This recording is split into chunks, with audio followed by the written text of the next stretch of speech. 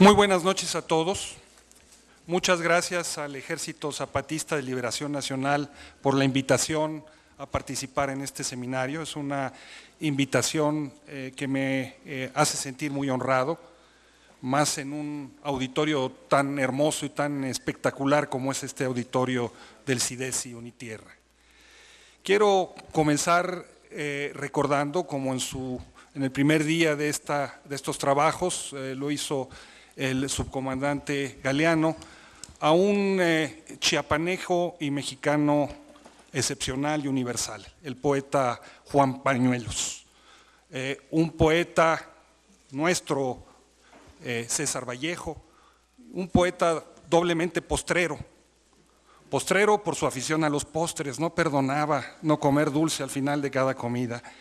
Y postrero también porque su obra está ya en la posteridad. Nos enseñó y nos transmitió un habla y una hermosura en las palabras que nace precisamente de la vegetación y de las gentes y de los pueblos de este Chiapas. Él entonces está aquí presente con nosotros. Yo quiero en esta conversación con ustedes el día de hoy asomarme a lo que sucede en nuestro país en estos momentos. Y para hacerlo voy a tratar de dibujar 4 ventanas distintas para asomarnos a esas ventanas y tener más o menos una idea de lo que se está moviendo allá afuera.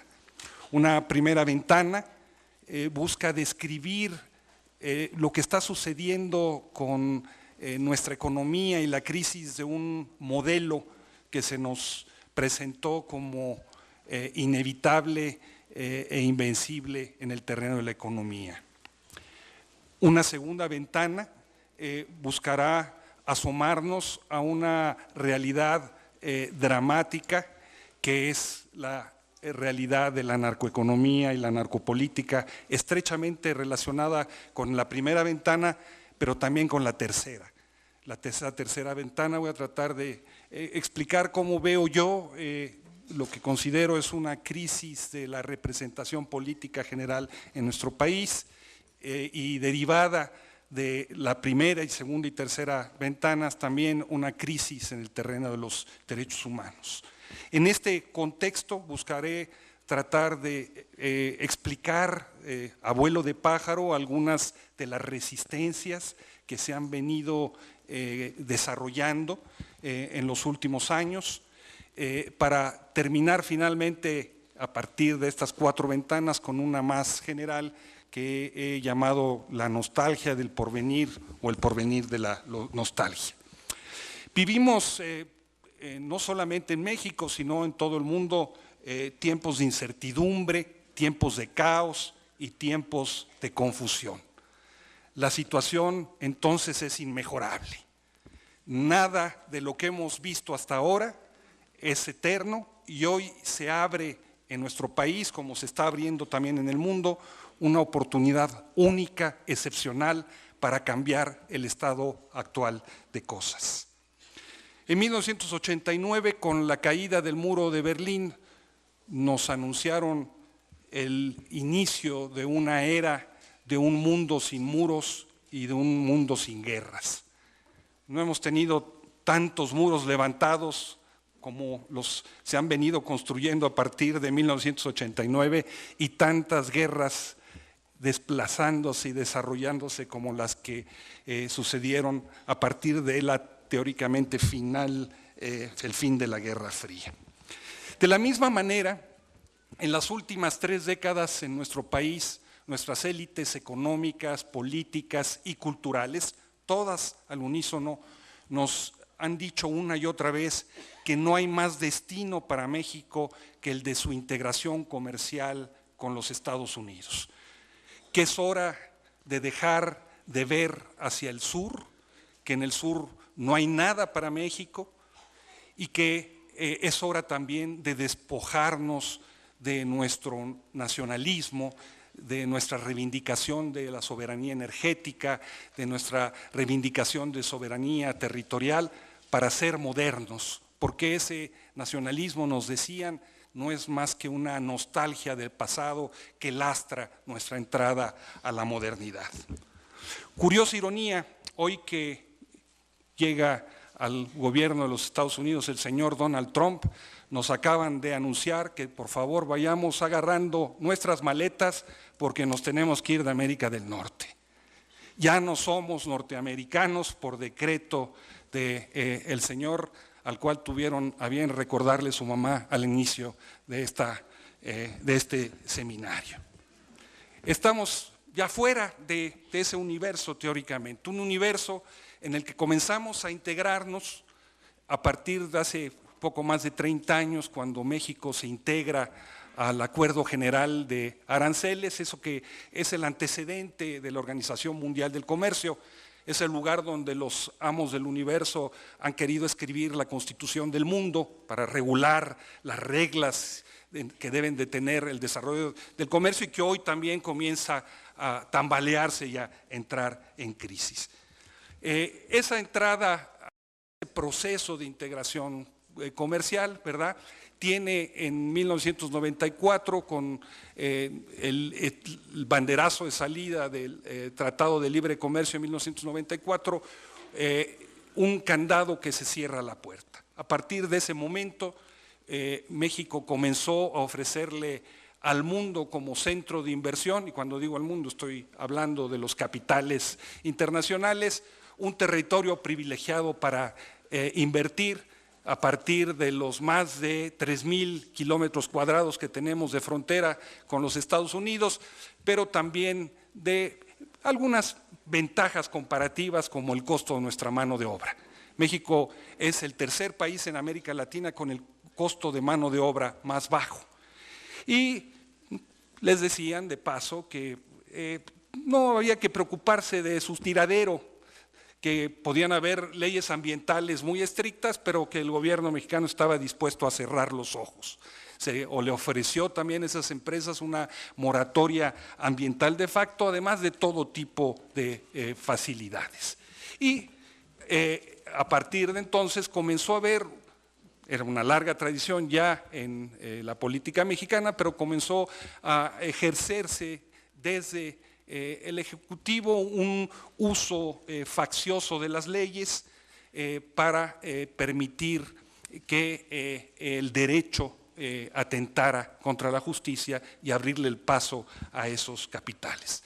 Fue de esta manera como México se convirtió en un país que camina a dos velocidades distintas. Por un lado, con un sector de la economía muy dinámico, entre comillas, moderno, integrado estrechamente con las cadenas de producción de nuestro vecino del norte, y otro país que avanza mucho más lentamente. Un país que tiene estados como Aguascalientes, como Guanajuato, como Coahuila, con tasas de crecimiento chinas, ¿no?, de 6, 7, 8, 9%, y un país que tiene entidades como Veracruz, Oaxaca, Morelos o Hidalgo, que prácticamente su economía no crece como tal. Este país dual es un país también dual en el sentido de que por un lado su economía se ha desarrollado alrededor de estos modernos polos industriales, pero simultáneamente ha ido acompañado de la proliferación más absoluta de la informalidad en el terreno laboral. Casi 29 millones de personas, es decir, el 57.8% de la población en edad de trabajar, se encuentran por afuera de los canales de la economía normal. Y cuando hablamos entonces de la informalidad, ¿de qué estamos hablando? Estamos hablando de sectores de la población muy amplios que están ajenos a redes de protección social, salud, vacaciones, seguridad en el empleo, por supuesto, y que al mismo tiempo para poder sobrevivir necesitan establecer todo tipo de relaciones perversas con los poderes que existen en las ciudades, los municipios, los estados, ¿no?, para encontrar la forma de ganarse la vida en un marco que no está claramente regulado. En el otro terreno, en este otro terreno de la economía que crece, vemos cómo se han desarrollado un conjunto de grandes empresas que hoy son los principales empleadores de mano de obra del país. ¿Quiénes son esas grandes empresas? América Móvil, del señor Carlos Slim, una empresa que solita representa el 5% del Producto Interno Bruto y que contrata a casi 200,000 trabajadores. Walmart, también con casi 200,000 trabajadores. Y esas tienditas que vemos como si fueran hongos por todo el país, las OXXO, ¿no? Hay más de 13,000 de ellas, ¿no?, que han venido convirtiéndose paso a paso en uno de los principales minoristas. Estas son las tres principales cadenas empleadoras de ese país. ¿Y cómo son los trabajadores hoy que laboran allí? Son trabajadores que en muchos casos no tienen días de descanso, trabajan jornadas de trabajo de más de 40 o 48 horas, carecen de vacaciones, viven en el mundo de la precariedad y de la inseguridad laboral. Hay toda una nueva generación que no sabe lo que es la seguridad en el empleo. No es que las cosas antes fueran muy buenas, no es que estuvieran muy bien, pero es que hoy se ha instalado el mundo de la precariedad absoluta y en el horizonte de esos jóvenes pues no hay más que estar ahí mientras consiguen otra chamba, ¿no?, sin tener garantizadas cosas que hoy ya cada vez más son un sueño, como el de la jubilación o ese tipo de espejismos que están localizados o que están asignados a solamente otro pequeño sector de trabajadores. Este país ha creado un país enormemente desigual, un país en donde 20 empresarios tienen en sus manos 108,000 millones de dólares. Esos 20 empresarios concentran la mayor cantidad de la riqueza y al mismo tiempo un país con 64 millones de pobres, más del 53% de la población. Esos 64 millones de pobres son 11 millones de pobres más de los que así habían hace más de 10 años. Pero decíamos hace un momento que este país, a pesar de todo, ha tenido un conjunto de locomotoras que han arrastrado la economía, locomotoras que ven, por supuesto, hacia Estados Unidos, y que han establecido nuevos tipos de industrias o de empresas que no pueden caracterizarse como atrasadas. Esta idea de que la manufactura mexicana son solamente maquiladoras que producen o adicionan muy poco valor y todo esto es una idea que pudo haber sido cierta en el arranque del Tratado de Libre Comercio, pero que hoy se ha convertido, hoy se ha transformado de manera muy significativa. Tijuana es la capital mundial de las pantallas planas. No hay lugar en el mundo que produzca más televisiones que Tijuana. Y eso porque Tijuana todavía es mexicano, no sabemos hasta cuándo va a durar eso, ¿verdad? Pero por lo pronto todavía es mexicano. ¿Cuáles son entonces esas locomotoras? Son básicamente la industria manufacturera, muy especialmente la industria automotriz, por supuesto el petróleo, la minería, un nuevo tipo de agricultura y, fundamental para nuestra economía, las remesas. El subcomandante Moisés nos platicaba el primer día de cómo era la finca chiapaneca. En 1950, cuando llega la carretera a este estado, los primeros caminos, comunicándola, enlazándola con el centro del país, en este estado había más vacas que personas. Al mismo tiempo, los niños no bebían leche y los adultos no comían carne. Bueno, Esta imagen de la finca de entonces creo que puede ser una imagen afortunada para explicarnos el funcionamiento de estas nuevas empresas hoy. Son empresas que producen gran parte del proceso de la industria aeroespacial, pero por supuesto nosotros no producimos aviones como sí lo hace Brasil.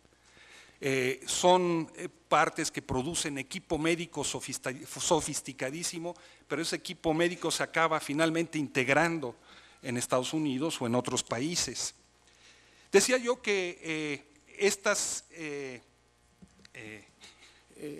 locomotoras, en el caso, estas locomotoras están orientadas sobre todo a sacar la producción hacia Estados Unidos. En el año 2016, el año pasado, el 82% de nuestras exportaciones, o sea, 4 de cada 5 exportaciones estuvieron destinadas a ese país. Y el 90% de nuestras manufacturas se destinaron a nuestro país. Somos el patio de atrás para fabricarles las piezas que ellos necesitan, ¿no? Porque la mano de obra es más barata, porque aquí hay agua, porque etcétera, etcétera. Este proceso como ya lo han explicado los zapatistas en distintos momentos, ha destruido una parte del país y lo ha vuelto a reconstruir de otra manera. De tal manera que si uno se asoma hoy por el Bajío, va a poder encontrar que el Bajío de hoy no tiene nada que ver con el Bajío de hace 30 años. Bueno, hasta los japoneses pusieron un consulado en la ciudad de León. ¿Cómo estarán las cosas? Bueno, pues ahí tienen la planta de la Mazda, la planta de la Toyota, la planta de la Honda, pues necesitan un consulado que les resuelva los trámites migratorios a sus gentes. Este proceso ha convertido, por ejemplo, al estado de Michoacán, ¿no? Un estado que tiene 4,5 millones de habitantes dentro del estado de Michoacán, pero tiene al mismo tiempo 4 millones de michoacanos en Estados Unidos a los que ha expulsado, 400,000 de ellos nacidos en el mismo Estados Unidos, ¿no? Lo ha convertido en el primer estado productor agrícola en México, cuando eso era impensable antes, y en el primer estado exportador de hierro, ¿no? Rumbo a China, donde los famosos caballeros templarios tenían grandes intereses en la exportación. Es decir, ha transformado la geografía de nuestro país de manera muy drástica y la quiere seguir transformando de esta manera a partir de la creación de estas regiones de enclaves. Estas plantas industriales de las que hablábamos han tenido efectos devastadores sobre los territorios donde se asientan. En un primer momento porque ocupan muchas veces de manera arbitraria allí esas tierras y esos territorios. En un segundo momento porque utilizan una cantidad extraordinaria de agua, la roban. La industria automotriz, por ejemplo, ¿no? México tiene ya 15 plantas automotrices instaladas. La industria automotriz, para cada automóvil que produce, necesita alrededor de 500,000 de litros de agua, ¿no? Y esa agua se tiene que llevar de algún lado porque muchas de esas plantas están instaladas donde no hay agua, como es el semidesierto de la frontera norte mexicana. Y es así como tenemos el caso de los yaquis en Sonora y el acueducto Independencia, en donde hace falta quitarles el agua para llevárselas a Hermosillo con el pretexto de saciar la sed de la población, cuando realmente lo que se trata es de saciar la sed de la planta de la Ford Motor Company que está instalada allí, que necesita agua para seguir su marcha de manera acelerada.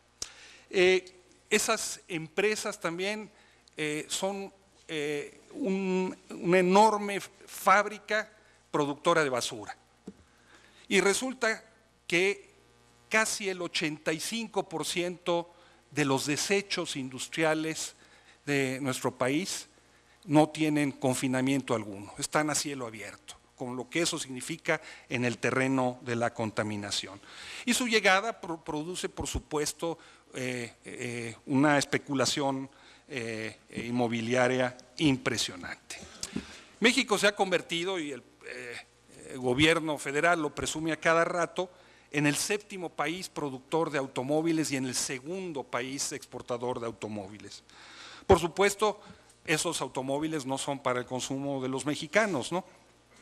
4 de cada 5 de esos vehículos van a parar a otros países, sobre todo a Estados Unidos. Sin embargo, para que tengamos idea de la importancia de este sector hoy, resulta que 18 de cada 100 dólares de las divisas que vienen de las exportaciones del país vienen precisamente del sector automotriz.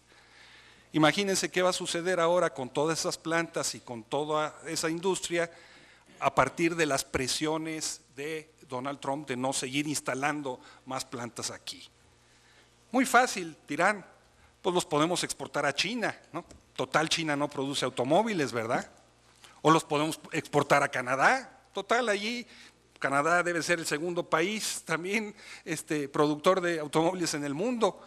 Bueno, a lo mejor los podemos exportar a Brasil. Bueno, ¿qué vamos a hacer con esa planta industrial ahí establecida, con todas esas coronas empresariales trabadas alrededor de las grandes plantas automotrices? Bueno, digo, hay realmente una crisis, ahí viene esa histeria de nuestras élites, ¿no? Que ahora sí se envuelven en la bandera nacional, ¿no? Para proteger al Tratado de Libre Comercio, y quieren que confundamos esa defensa de la nación y del país con la defensa del Tratado de Libre Comercio, cuando son cosas completamente distintas. Otra de las fuentes más importantes a partir de las cuales se obtiene recursos en nuestro país es el petróleo. Es una fuente un poco abollada ya, ¿no?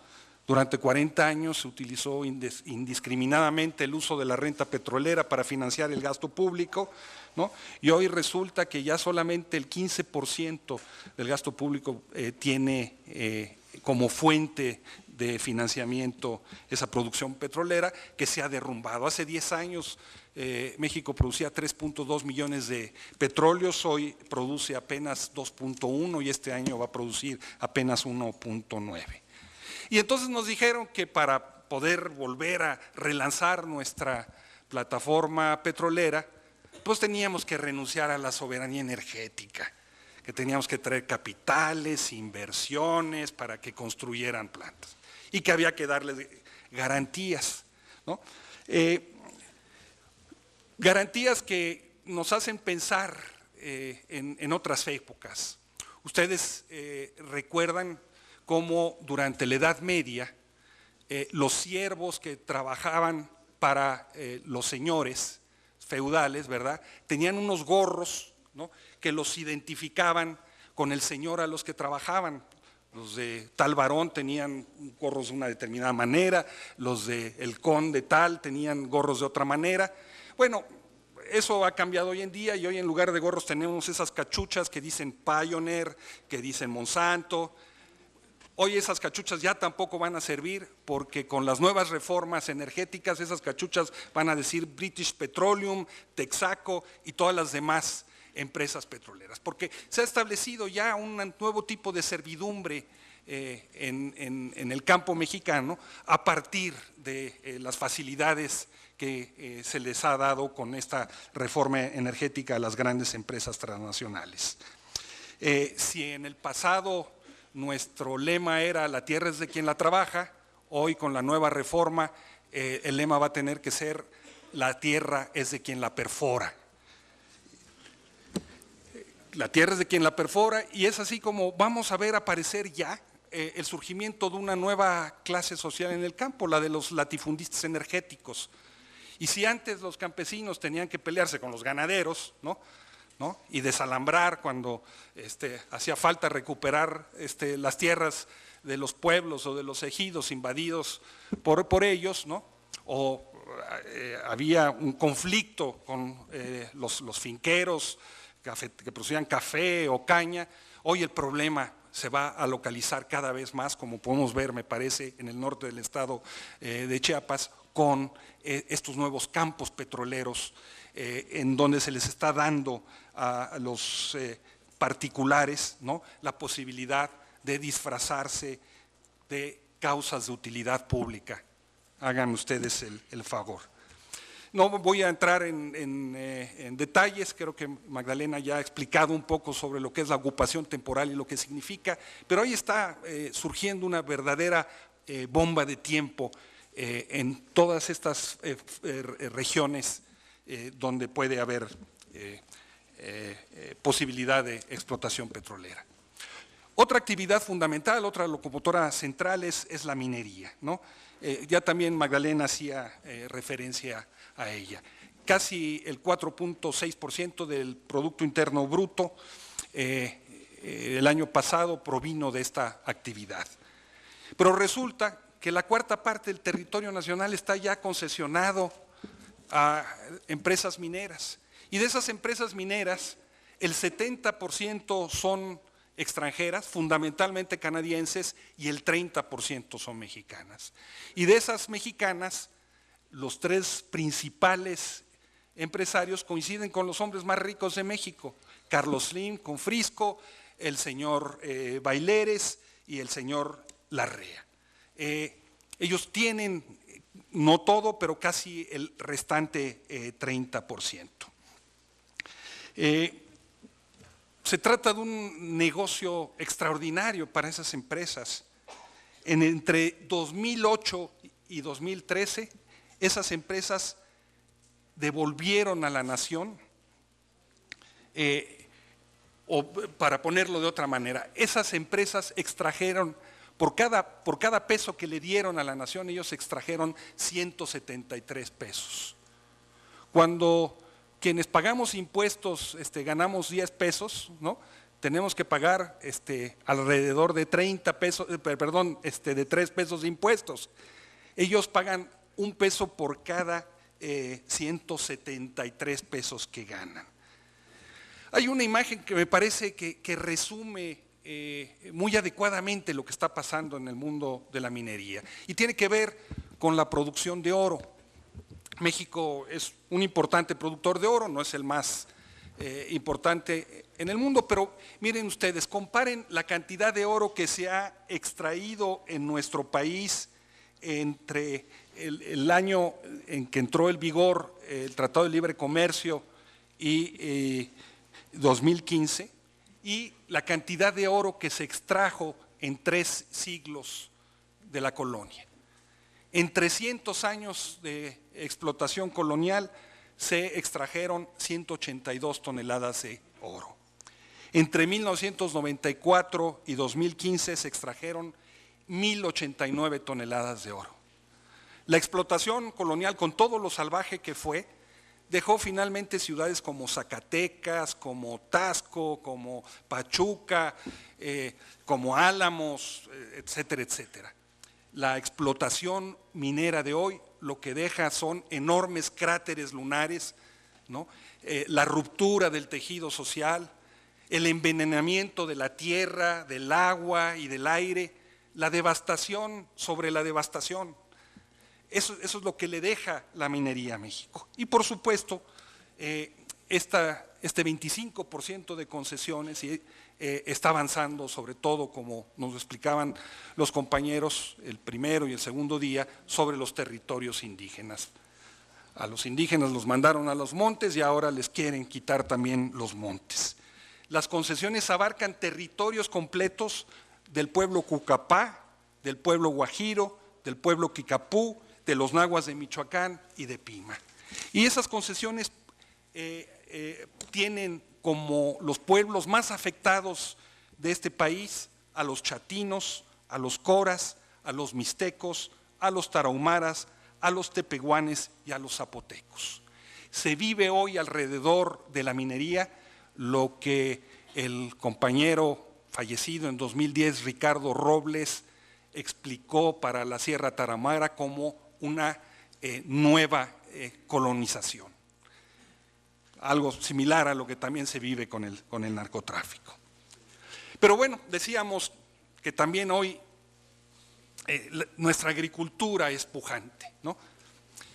Ahora producimos mucho más valor de lo que producíamos antes. Seguimos importando lo que nos comemos, ¿no? En esta relación agrícola comercial con los Estados Unidos, si esa relación la tuviéramos que ejemplificar con una hamburguesa, resultaría que el pan y la carne de la hamburguesa se producen en Estados Unidos y nosotros orgullosamente producimos el tomate, la cebolla y el pepinillo con el que lo adornamos. ¿De dónde viene la catsup y la mostaza? Está en discusión, ¿no? Por dónde están las plantas maquiladoras. Pero ese es el tipo de relación que se ha establecido en la agricultura. Exportamos, se dice orgullosamente hoy, miles de millones de dólares de cervezas y de tequila, ¿no? A mucho orgullo. Bueno, ni las cervezas ni las tequilas están hoy en manos de mexicanos, ¿no? Salvo unas cuantas pequeñas marcas artesanales de cerveza, cada vez más absorbidas por las grandes cerveceras, y 1 o 2 marcas de tequila por ahí, que no vamos a decir el nombre para no hacerles publicidad. Pero efectivamente México está exportando alimentos tan importantes y que son tan parte de nuestra dieta nacional como las moras, ¿no? Zarzamora, frambuesa, blueberries, arándanos, etcétera, etcétera. Más de 1,000 millones de dólares van a Estados Unidos. Exportamos más de 2,000 millones de dólares de aguacate. Exportamos, 2,000 millones de dólares de jitomate y 1,600 millones de dólares de aguacate para que nuestros vecinos del norte tengan la botana cuando ven el espectáculo del medio tiempo, ¿verdad? Pero esta agricultura ha provocado cosas impresionantes. Otra vez, la imagen de la finca es muy interesante de recuperarla, porque quienes se hacen cargo de la producción de estas moras, estos aguacates, estos jitomates, etcétera, etcétera, son más de 2 millones de jornaleros, en su inmensa mayoría de ellos indígenas, migrantes, que viven en una situación absolutamente parecida a la que describió hace 100 años John Kenneth Turner cuando escribió ese libro fantástico que se llama México Bárbaro. Estamos hablando de que cuando queremos explicar cómo es el trabajo migrante de los jornaleros, estamos hablando básicamente de familias enteras. Resulta que de esos 2 millones de personas, 723,000 son niños que no tendrían por qué estar trabajando y lo están trabajando, y jóvenes. Resulta que la tercera parte de esos 2 millones de migrantes no reciben pago por su salario. Estamos hablando de esclavitud, ¿no? En pleno siglo XXI, en pleno entrada de la modernidad, ¿no? Resulta que solo el 25% recibe el salario mínimo, muchos más reciben menos del salario mínimo, y que solo 3 de cada 100 tienen un contrato de trabajo por escrito. Más del 60% trabaja 6 días a la semana y el 14% de ellos trabajan todos los días a la semana. Solo 4 de cada 100 tienen acceso a servicios de salud y solo el 7% tiene cosas como el aguinaldo, y más de la mitad tiene que trabajar con esos venenos terribles que se tienen que aplicar para tener esos frutos para exportar. Es muy curioso porque este proceso de impulso a este tipo de agricultura ha ido acompañado también de lo que explicaba Magda hace un momento. El Tratado de Libre Comercio caminó de la mano con la reforma al artículo 27 constitucional que canceló el reparto de la tierra. Y en aquel entonces se decía que los tecnócratas decían que era imposible que un país que tenía el 27% de su población económicamente activa en el campo solamente produjera el 7 o el 8% de la riqueza. Entonces que había que drenar a la población rural, había que sacarla del campo. El TLC se convirtió entonces en la llave, ¿verdad?, para drenar a esa población y, según ellos, mandarlos a grandes centros industriales a que se convirtieran en obreros. Y decían también es que es más barato atender a esa población como pobres en las ciudades que en el campo. Pero algo sucedió con esta apuesta de drenar a esa población y de compactar la propiedad, porque finalmente los campesinos no se dejaron, ¿no? Y si en 1992 había 28 millones de gentes viviendo en el campo, en el año 2016 había 28 millones de gentes viviendo en el campo, ¿no? ¿Qué pasó? ¿No? Necios como son los campesinos, pues se regresaron, ¿no? Y aventaron el procede, ¿no?, por delante para titular y regularizar la tierra. Y es muy interesante porque 2.700 núcleos agrarios, adivinen ustedes, indígenas, dijeron, no, el procede no procede, ¿no? Aquí no camina. Y por más intentos que hicieron, el proceso de titulación en esas comunidades se detuvo. Pero en las otras también sucedió una cosa interesantísima, y es que los campesinos lo que hicieron fue titular la parcela, titular el predio donde vivían, pero todo el resto lo dejaron como áreas comunes, que no pueden ser vendidas por la decisión de alguien en lo particular.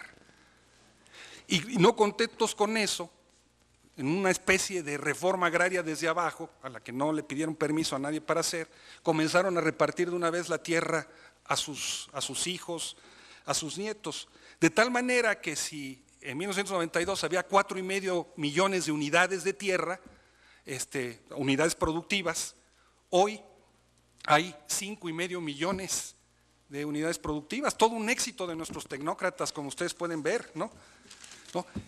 La resistencia camina por muchas veredas, ¿no? Eso es muy interesante. La resistencia no necesariamente se expresa con bloqueos o tomas de edificios públicos, se expresa también con cómo la gente defiende y resiste en su tierra, en su territorio y lo recrea.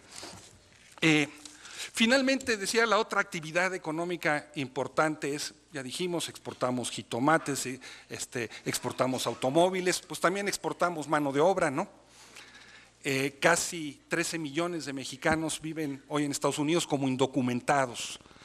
Y de esos 13 millones, resulta que casi 5,5 son mujeres.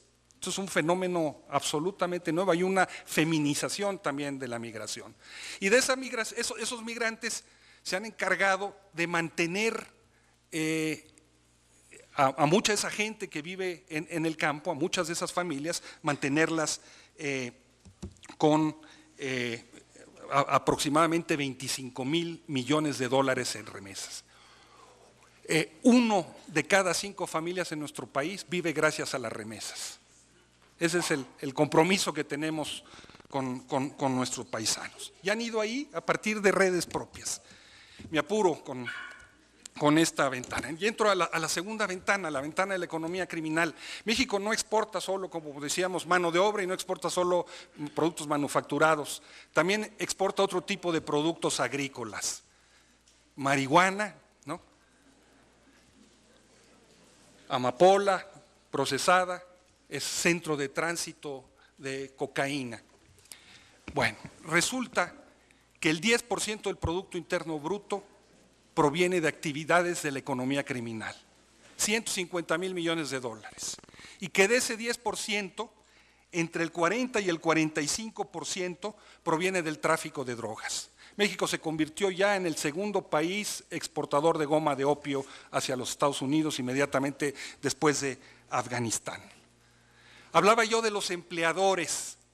Se emplean, según datos de la Secretaría de la Defensa, en el mundo de las drogas, entre 450,000 y 500,000 personas. En Pemex se ocupan 150,000. México es entonces un centro de producción, es un centro de tránsito, es un centro de consumo. Y alrededor del mundo de las drogas ha habido un proceso de despojo, un proceso de desalojo y de desintegración comunitaria impresionante. Los viejos caciques se han reciclado con el narcotráfico y como podemos ver en las historias más recientes de la prensa nacional, desde la detención del señor Yarrington en Italia hasta la detención del procurador general de Nayarit en los Estados Unidos, el vínculo entre el mundo de la política y el mundo del narcotráfico es estrechamente relacionado. Guerrero, Michoacán, Sinaloa, Baja California, Chihuahua, Tamaulipas, Coahuila, son sin lugar a dudas narcoestados. Y estamos hablando de que esa actividad económica alrededor de las drogas implica la complicidad y la participación directa del ejército, de la marina, de las policías, de los jueces, de los diputados, de los senadores, de los gobernadores, de los notarios, de los empresarios, de los taxistas. Estamos hablando de que ese fenómeno ha venido capturando áreas enteras del Estado mexicano. No es un Estado fallido, es un Estado en el que se ha integrado estrechamente los intereses del narcotráfico con los intereses del mundo empresarial, con los intereses del mundo de la política, para acabar construyendo un Estado mafioso. Eso es lo que tenemos en México, un Estado mafioso. Y eso nos lo mostraron con toda claridad los padres de familia de los 43 desaparecidos de Ayotzinapa con su lucha. Y eso nos lo han mostrado la lucha de los tarahumaras en Chihuahua y la lucha de tantos y tantos compañeros. Pero ese narcotráfico es hoy un peso terrible como fuerza agresiva en contra de las comunidades rurales e indígenas de nuestro país. Tercera ventana, muy rápidamente. Vivimos una crisis de representación general. Si algo mostró en 1994 el levantamiento zapatista es que México no cabía en su régimen político, en su sistema de partidos, y el México de abajo no cabía en la bota de sus patrones o de sus finqueros, habría que decir ahora. Ese 1994 mostró que era necesario reestructurar y refundar este país de otra manera, ¿no? Y había que recomponer los mecanismos de representación política por todos lados. Esa posibilidad se dio en el año de 1996 con los diálogos de San Andrés. Ustedes recordarán, hubo una primera mesa sobre derechos y cultura indígena, cuyo acuerdo implicaba ni más ni menos refundar el país, de un país de ciudadanos a un país de pueblos y ciudadanos, entre otras muchas cosas.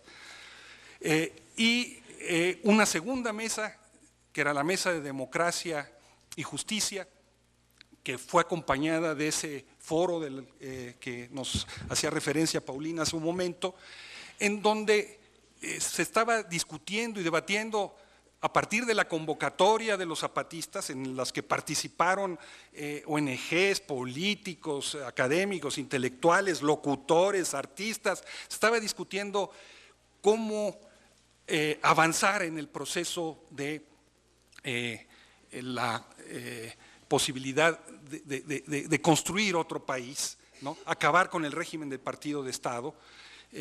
Y se había apostado muy claramente por una vía de ciudadanización. Lo que estaba discutiendo en la mesa sobre democracia y justicia eran cosas como candidaturas ciudadanas, referéndum, iniciativa ficta, cosas que después se fueron aplicando poco a poco. Pero mientras eso se discutía, en la calle de Barcelona, en la Ciudad de México, en las oficinas del entonces subsecretario Arturo Núñez, hoy gobernador del PRD en Tabasco, los representantes de los principales partidos discutían en secreto una nueva reforma del Estado. Una nueva reforma que finalmente aprobaron y que tenía, como nos lo explicó también Paulina con mucha claridad, como apuesta central el fortalecimiento de la partidocracia, seguir manteniendo el monopolio de la representación política en los partidos y acabar con cualquier posibilidad de ciudadanización de la política. De paso, estos tres principales partidos se acabaron repartiendo el pastel, ¿no?, de los organismos tripartitas como el Instituto Federal Electoral o el Tribunal Electoral, etcétera, etcétera. Toda la arquitectura institucional que se construyó fue una arquitectura de reparto de cuotas. Formalmente este reparto de cuotas se procesa desde el Poder Legislativo, pero esto es una caricatura. Quien lo procesa son los dirigentes de esos partidos, porque la negociación de quién iba a integrar el IFE o quién iba a integrar el TRIFE se tomó por afuera del Congreso. Bueno, es importante recordar quiénes eran los dirigentes de los partidos ese año. Por parte del PRI había un personaje que pasó a la historia sin peña ni gloria, Santiago Ruel, ¿no? Por parte del PAN un personaje enanito, muy adicto a los alcoholes, ¿verdad?, el señor Calderón, ¿no? Y por parte del PRD, en un primer momento, estuvo Porfirio Muñoz Ledo y después Andrés Manuel López Obrador. Ellos fueron los artífices de este acuerdo cupular partidocrático y fueron también al mismo tiempo sus principales beneficiarios. Porque una vez que habían establecido ese acuerdo, le dieron el manotazo a San Andrés. Quitaron de una patada el tablero y se negaron entonces ni siquiera a respetar lo que habían acordado en la primera mesa. Y vino todo lo que vino, Acteal, el Bosque, etcétera, etcétera. Bueno, lo que hoy vivimos es la crisis de ese sistema de partidos. Eso ya no funciona más, está haciendo agua por todos lados. Y ahora sí dicen candidaturas ciudadanas, y ahora sí dicen coaliciones, y ahora sí están discutiendo que si segunda vuelta. Oigan, eso estaba ahí desde hace 21 años, estaba sobre la mesa la posibilidad de hacer eso y de poder canalizar un proceso de transición del país de otra manera. Lo cancelaron, ¿no? Y ahora se quejan, ¿no? Ahora se quejan, pero bueno, eso estuvo ahí en ese momento. Y ese proceso de cerrazón política con la emergencia de la narcopolítica, con el tipo de desarrollo orientado hacia este tipo de industrialización, pues nos ha llevado a la crisis de derechos humanos que estamos viviendo actualmente. Feminicidios, ¿no?, asesinato de periodistas, desapariciones forzadas, México convertido en un enorme camposanto, más de 800 fosas por todo el país y siguen saliendo cadáveres y dicen que no hay crisis de derechos humanos. Bueno, eso es el resultado de eso, de ese nivel de putrefacción. Pero eso ya llegó a un límite, como llegó a un límite nuestra economía, como llegó a un límite nuestro modelo. Y quien ha puesto al límite todo ese modelo son una serie de luchas que se han desarrollado a lo largo y a lo ancho de este país. En primerísimo lugar, la lucha de los pueblos indígenas. Los indígenas han sido la columna vertebral de la resistencia en contra de los proyectos de minería, en contra de los megaproyectos más generales, en defensa del agua, en defensa de los bosques. Han sido al mismo tiempo básicos en la lucha en contra del colonialismo interno y la discriminación, y han sido la columna vertebral también para construir un gran movimiento de reivindicación de la autodefensa comunitaria. Ahí está el manifiesto de Ostula de 2009, ¿no?, un manifiesto emparentado con los manifiestos más vivos de las rebeliones campesinas mexicanas del siglo XIX. Tiene su aroma, tiene su buque, ¿verdad?, como lo tiene el levantamiento, la proclama del 1 de enero de 1994. Pero ese sujeto tiene aún hoy que acabar de constituirse, está en ese proceso de recomposición y está en un momento de frontera, en un momento límite en el que si no toma la iniciativa, si no avanza en el vuelco de la correlación de fuerzas, corre el peligro de que muchas de esas resistencias y triunfos que ha tenido comiencen a irse para atrás. Está también la lucha de los maestros democráticos de este país organizados en la Coordinadora Nacional de Trabajadores de la Educación. Su lucha histórica, reivindicando democracia del sindicato, la democratización de la educación y la democratización del país, pero también su lucha en defensa de la educación pública que en contra de la reforma educativa, que lo llevó a protagonizar los 124 días de huelga que en lugares como Chiapas, como Michoacán, como Guerrero, como Oaxaca, terminaron convirtiéndose en un laboratorio interesantísimo de convergencia magisterial popular. Está también, estoy yendo a vuelo de pájaros, pero está también la importantísima lucha de los trabajadores del sector salud. Se acaba de levantar una huelga de hambre de enfermeras aquí en Tuxtla Gutiérrez.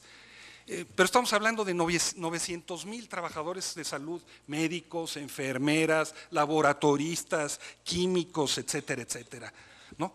Resulta, imagínense lo que son ustedes, que de esos 900,000 trabajadores, 160,000 de ellos que trabajan en el Seguro Popular, que tienen 13 y 14 años de estudio, deben elaborar con salarios de hambre, ¿no? Como si fueran despachadores de gasolina de Texaco ahora, porque ya no es de Pemex, ¿verdad? Las plantas, ¿no? Y deben de trabajar en instalaciones y con equipo insuficiente, con la saturación de la demanda, con sobrecarga de la atención, ¿no? Y por supuesto del otro lado con el malestar de los pacientes, ¿no? Y con las autoridades sanitarias lavándose las manos y haciendo campaña para ver si en una de esas son los ungidos como candidatos del PRI, ¿no?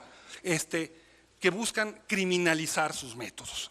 Y es así que todo esto se ha agravado además con una corrupción espectacular.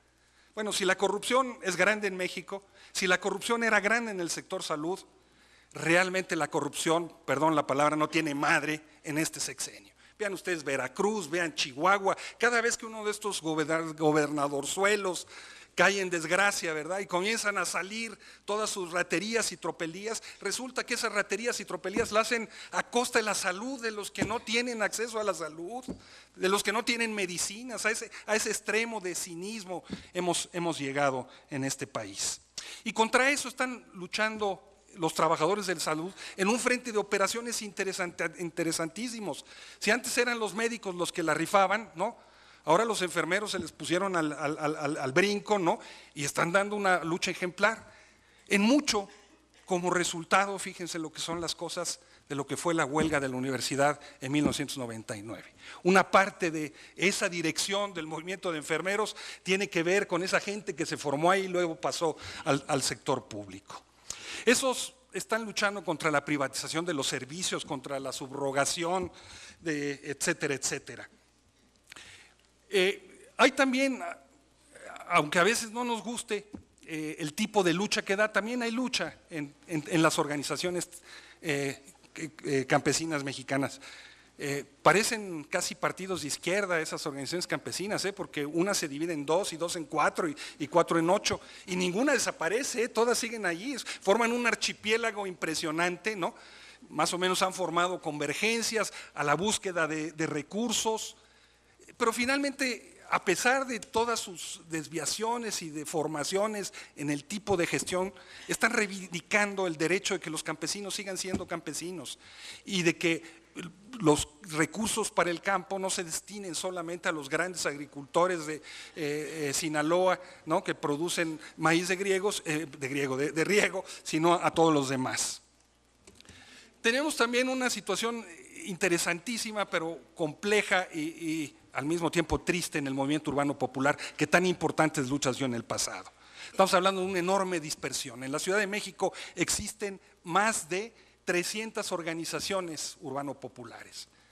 Por un lado están quienes se han dedicado a hacer simple y sencillamente negocios, se han vuelto bandidos, no hay otra forma de definirlos, otros más que han incursionado al mundo de la política y que han hecho de la organización social el trampolín para tener diputaciones y las diputaciones para reproducir el clientelismo y el corporativismo más pedestre.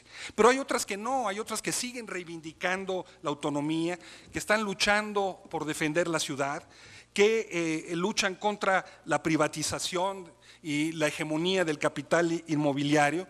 En el Estado de México hay, desde el Movimiento Urbano Popular, más de 300 escuelas construidas.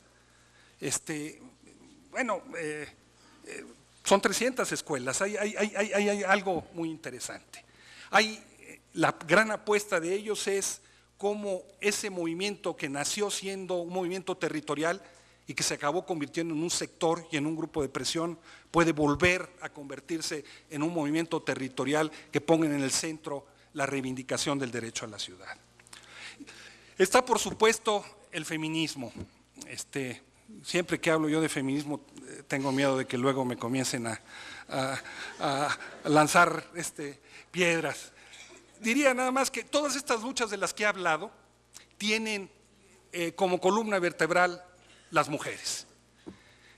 El movimiento por la defensa de los territorios en México tiene en las mujeres sus principales actores de manera central.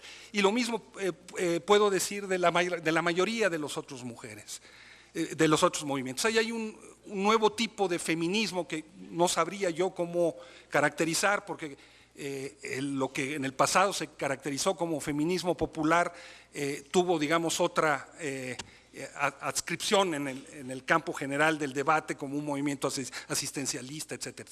Aquí no, aquí la columna vertebral de esos movimientos son mujeres. Pero creo que lo más interesante son dos fenómenos. Por un lado, las enormes movilizaciones que han comenzado a construirse en contra de la violencia de género en todo el país y en contra de las agresiones a las mujeres por ser mujeres, poner en el frente el feminismo, ¿no? Dejando atrás ese proceso de ONGización que se habían dado en el movimiento feminista. Y un segundo aspecto que me parece muy importante es cómo el movimiento feminista ha servido de sombras, de paraguas protector para el movimiento por la diversidad sexual. No son lo mismo, no son igual, pero el feminismo ha servido como cobertura para que ese otro movimiento pueda desarrollarse. Se han desarrollado también en nuestro país una cantidad muy interesante de protestas que nos muestran que no todos son derrotas en el campo del movimiento popular.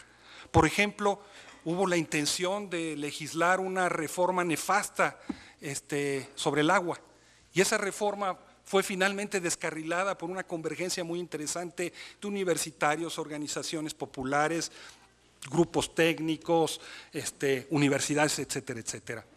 O el gasolinazo que pareció encender el país a principios de este año, ¿no?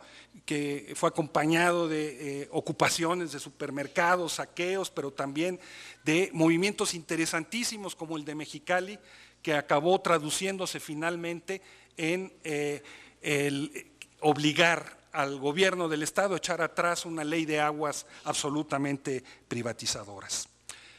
Creo que hay tres elementos del movimiento estudiantil que son muy importantes seguir reconsiderando. Los ecos de lo que fue la huelga del 99, ya hablaba yo de su impacto en el movimiento de enfermeros, pero también resulta que una parte muy importante del sindicalismo universitario medio en la Ciudad de México está alimentado por quienes participaron en esas huelgas y una gran cantidad de activistas. Segundo, lo que fue el movimiento Yo Soy 132, una parte muy importante acabó vaciándose en Morena, otra parte muy importante ha acompañado movimientos muy significativos, puso en el centro una demanda que sigue sin resolverse, nuestros sueños no caben en sus pantallas, el problema de los medios de comunicación sigue estando ahí de manera muy importante. Muy importante también, fundamental, la lucha por la aparición con vida de los desaparecidos, ¿no? Una lucha terrible donde se hay una condición fronteriza entre la vida y la muerte dramática, ¿no? En donde se demuestra la desaparición como un ejercicio estatal de una voluntad clandestina de exterminio, ¿no? Pero vemos cómo esos movimientos comienzan siendo movimientos que le reclaman al Estado por no con su deber de protección, y terminan siendo movimientos que responsabilizan directamente al Estado de las desapariciones. Son movimientos que se convierten en movimientos con una carga política. El movimiento de Ayotzinapa es muy claro, pero está el movimiento de Coahuila, etcétera, etcétera. Piénsese lo que se piense, me parece que ha sido interesante como apuesta por darle una salida a un conjunto de fuerzas sociales significativas y de reagrupar a un mundo, una parte muy importante de la Iglesia progresista. Está el movimiento por una nueva constitución, un movimiento que hoy está fragmentado, pero que buscaba dotar de un horizonte distinto a los otros movimientos. Y todo esto finalmente con los medios de comunicación y la situación de violencia que se vive en contra de los periodistas, el problema de la concentración y el problema de la construcción, el problema del control estatal, que sigue siendo parte de la agenda central. Es así como llegamos entonces ya a la parte final de esta plática, espero no haberlos dormido, que tiene que ver con lo que llamaba la nostalgia del porvenir, ¿no? Muy brevemente diría, podemos entender la historia, ¿no?, como una tensión dialéctica entre el pasado como experiencia, como campo de lo vivido, y el futuro como horizonte de expectativas, ¿no? Y lo que digo es, hay nostalgia por una época en la que era posible pensar que había un futuro diferente. Hoy lo que vivimos es un mundo en donde el pasado es una especie de espectáculo como el de Walt Disney, ¿no? O una mercancía que se compra y se vende como si fuera patrimonio histórico en los bazares, ¿no? Y un futuro que es la mera proyección de este presente, ¿no? Vivimos un presentismo dilatado donde la ideología dominante nos dice que no hay más futuro que el de este presente proyectado al infinito. Y que entonces lo normal es que este mundo de explotación, de desigualdad, de discriminación y de despojo, pues son nuestra forma de entrar a la modernidad, y que no hay otro mundo posible más que ese. Es un mundo que por supuesto presenta la destrucción del tejido social y la emergencia del individualismo como lo natural.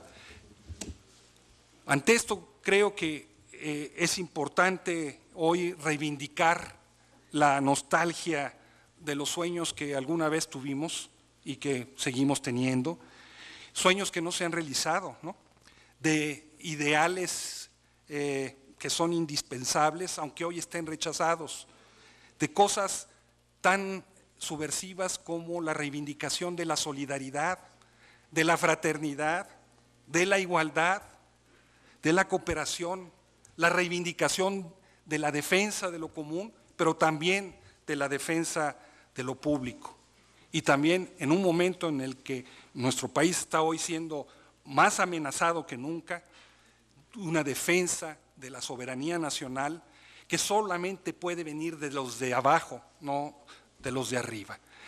Creo que en ese contexto quien puede encarnar esos sueños de otro mundo es precisamente el de una fuerza indígena que incursione nacionalmente de otra manera, de la misma manera, con todas las diferencias del mundo, como Pancho Villa incursionó, algunos recordaban hace unos días en Chihuahua o en Torreón, o como el Che lo hizo en Santa Clara, ¿no?, en un momento en donde decía, vivimos un mundo de incertidumbre, una iniciativa como la que hoy nos presenta el Congreso Nacional Indígena, apoyada por los compañeros zapatistas de una candidatura independiente.